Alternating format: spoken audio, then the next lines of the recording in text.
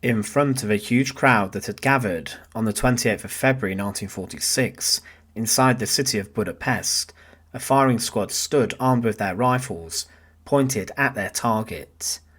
But this wasn't an ordinary civilian that the men had been gathered to execute, but instead the former Prime Minister of Hungary, who would introduce a brief reign of terror which caused many people to be persecuted.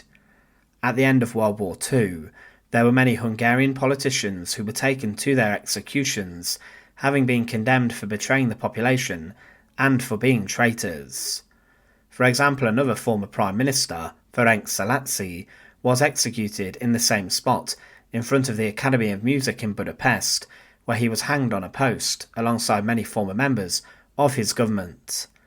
But the execution of Bela Imredi was different, as it did utilise a firing squad, and the crowd still gathered in their thousands to see this man's execution. But why was this Prime Minister of Hungary executed? To support our channel, please make sure to subscribe. Bela Imredi was born on the 29th of December 1891 inside of Budapest, the very city that he would be executed 54 years later. He was raised inside of a Catholic family, and it's presumed that his upbringing was rather ordinary within Hungary.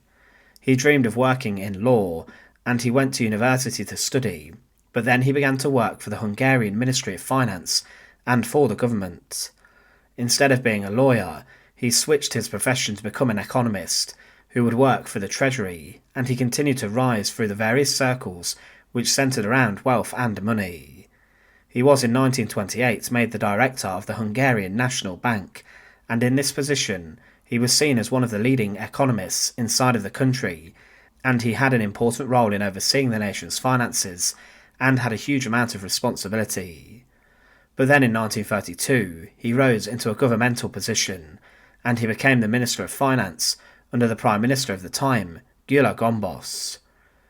Imredi continued to advise the Prime Minister on matters involving money, but then 3 years later he resigned, and he then became the President of the Hungarian National Bank, heading up the very organisation he had previously worked as a director for.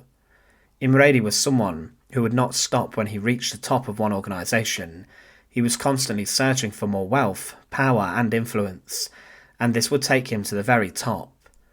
Politically, he was known for being right-wing, but he was also someone who favoured bringing Hungary into an alliance with the British, despite what others in government did want.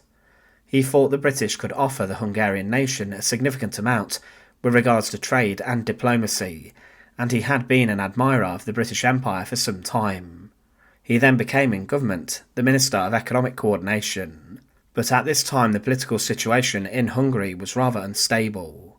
There were a succession of new prime ministers and leaders who were placed in control, and at the expense of one of these political leaders, the regent Miklos Horthy moved to appoint Bela Imredi as the Prime Minister of Hungary himself.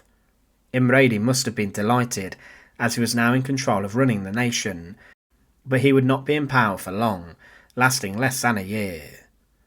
Imredi immediately sought to try and bring the country closer to the British, but this did not lead to him becoming popular with other leaders, such as Benito Mussolini, the dictator of Fascist Italy, and also the Nazi dictator Adolf Hitler. Hitler and Mussolini did not like Bela Imredi at all, and economically, Imredi knew that he could not isolate the Nazis and the Fascist Italians for too long, as he needed their trade and money, as they were both seen as leading trading partners with the Hungarians. Of course, later the nation would be allied with these two under the Axis powers, and Hungarian forces would be fighting alongside the Wehrmacht during World War II. Imredi then decided to change against his political beliefs to satisfy Hitler and Mussolini, and he became more pro their nations, and for an alliance between Hungary, the Nazis and Fascist Italians.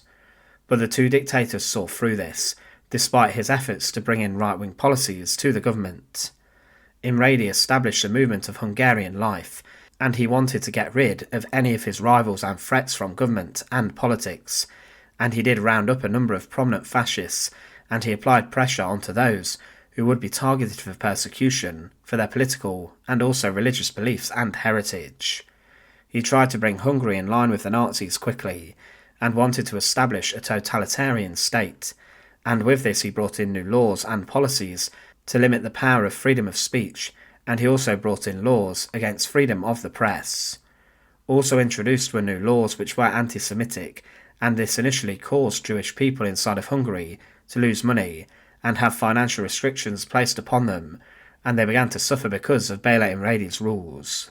He was someone who aimed to please those who would form the Axis alliance, but domestically within Hungary, Imredi's political enemies tried to fight back, and they went to the regent Miklos Horthy about the family history and heritage of Imredi the Prime Minister. They did this as it was believed that he was hypocritically targeting people of which he belonged to. Bela Imredi's great-grandfather was Jewish, and he was held accountable for this, as his laws were hitting Jewish people hard. The regent then went to Imredi, and they spoke about this, and the Prime Minister did not deny his heritage, and he was forced to resign from his office on the 13th of February 1939, leaving the position of the Prime Minister behind him. But this would not be the end of his political career. Imredi during the Second World War did briefly fight in the Hungarian army, and he then went back into politics, and he created the fascist party, known as the Party of Hungarian Renewal. He continued to campaign for this, and he fought that after the German occupation of Hungary in 1944, that he would come to power, and that he would become the Prime Minister once again. However, Imredi was left behind, as the Nazis sought to promote the Arrow Cross Party, and the government of Ferenc Szalasi, who would then deport thousands of people to concentration camps. The regent Miklos Horthy did not want Imredi to come back, and the Nazis did want Imredi as Prime Minister, but he did come into government as the Minister of Economic Coordination, and much of the money would go to the Nazis, and his work would try to get the Nazis richer. Following a few months in the job, Imredi quit, and after the German forces were pushed back out of Hungary by the Soviets, Imredi was seized and arrested as a traitor of his people, and he was then brought to a war crimes trial. Imredi was taken in front of the People's Tribunal in Budapest on the 14th of November 1945, and it took less than 10 days for the former Prime Minister to be sentenced to death. He had been condemned with bringing in persecuting legislation to Hungary that led to the slaughter and suffering, and he was also condemned for being in collaboration with Adolf Hitler and Mussolini, the two dictators.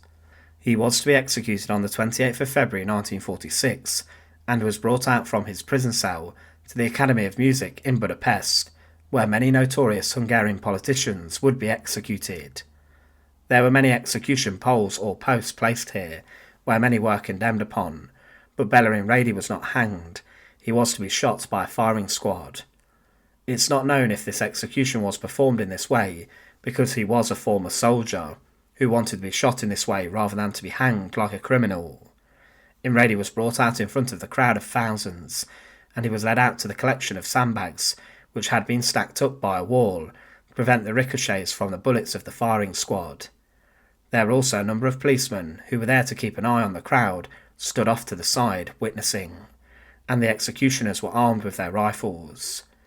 Bela Imredi was given a blindfold to place over his eyes, so he could not see his firing squad, and then, once this was placed, the order to fire was given, and the executioners crashed their bullets into the former Prime Minister, who was instantly killed.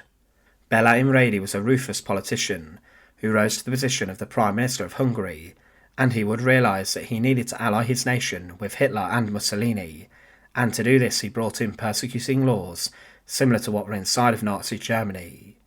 He changed his own political beliefs, but he was someone who Hitler did not seemingly like, and for his brutal policies, despite being in power for less than a year, Bela Imredi was condemned and was executed in front of a huge crowd in Budapest.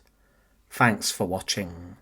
To support our channel, please make sure to subscribe, and once again, thank you so much for watching.